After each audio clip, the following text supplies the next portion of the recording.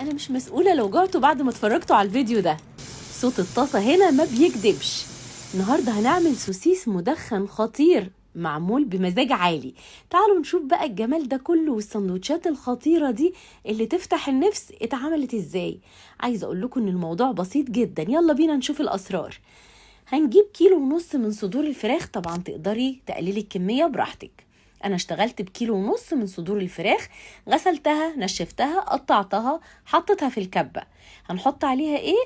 هنحط عليها 2 فلفل احمر، معلقة كبيرة مرقة فراخ فورية، دي ضروري جدا بتظبط الطعم، معلقة كبيرة توم باودر وبصل باودر، ومعلقة كبيرة بابريكا مدخنة علشان تدينا طعم التدخين، معلقتين كبار من الباربيكيو صوص، ومعلقتين كبار صوص حار، وكمان نص كوباية من النشا، معلقة صغيرة مليانة من الثوم المفروم، وبيضتين.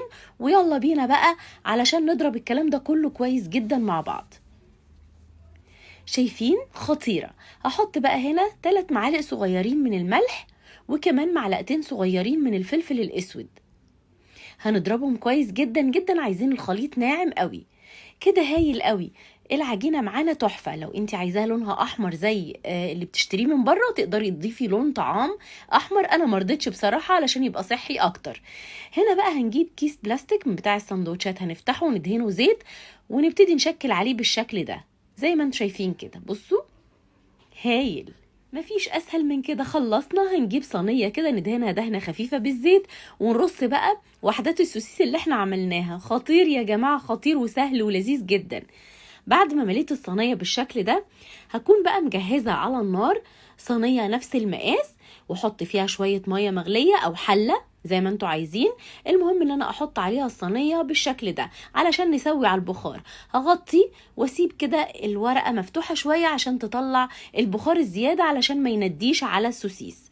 تمام، 15 دقيقه بالظبط وهيكون جاهز معانا زي ما انتوا شايفين كده، تحفه جدا جدا. يلا نرفع. تمام، ونبتدي ندهن تاني ونرص الصينيه تاني لغايه ما نخلص كل الكميه تسويه زي ما انتم شايفين بالشكل ده. اظن ولا اسهل. وما تنسيش تغطي وتوربي بس الغطا شويه كده. احنا جاهزين، يلا بينا بقى نحط طاسه على النار فيها معلقتين زيت ونبتدي نشوح بقى السوسيس بتاعنا تشويحه لذيذه كده. الله على الجمال، الله على اللون، الله على الريحه، بجد تحفه. هنشوح كويس ويلا بينا بقى نستعد للسندوتشات الرهيبه. نفتح العيش الفينو ونبتدي نحط فيه بالشكل ده. تقدري تحطي بقى طماطم، كابوتشا، اللي انت عايزاه اهو. يا خبر على الجمال، مفيش احلى من كده. ادي بقى كاتشب، مايونيز، ومستردة كمان، وبقت سندوتشات ولا اللي بنشتريها من بره، حاجه كده في منتهى الجمال.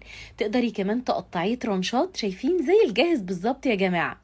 ونحط بقى معلقه سمنه ونشوحهم شويه، هايل. ونبتدي نطقش عليهم بيض، يبقى طبق للفطار او لجوع نص الليل خطير.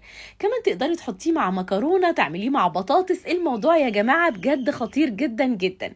رشه ملح وفلفل او ملح مبهر وقدمي بقى بالهنا والشفا. طيب السوسيس بقى نشيله ازاي؟